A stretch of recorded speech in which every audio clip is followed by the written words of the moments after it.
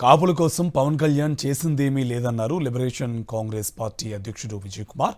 తెలుగు జాతి ప్రయోజనాల కోసం మాట్లాడాల్సిన పవన్ కళ్యాణ్ హిందీ కోసం ప్రాంతీయ విద్వేషాలు మనోభావాలను రెచ్చగొడుతున్నారని మండిపడ్డారాయన. అసలు పవన్ కళ్యాణ్ ఏ సిద్ధాంతంతో ముందుకు వెళ్తున్నారని ప్రశ్నించారు విజయ్ కుమార్. ఆ సభలో సైద్ధాంతిక బలం ఉంది, 11 సంవత్సరాలు పార్టీ నడిపామని మాట్లాడటం మేము విన్నాం. ఏమిటి సైద్ధాంతిక బలం, ఏమిటి మీ సిద్ధాంతం? చెగువెరాతో మొదలుపెట్టి భగత్ సింగ్ని కలుపుకుని కమ్యూనిజాన్ని కలుపుకుని మీ సిద్ధాంతం ఏమిటి?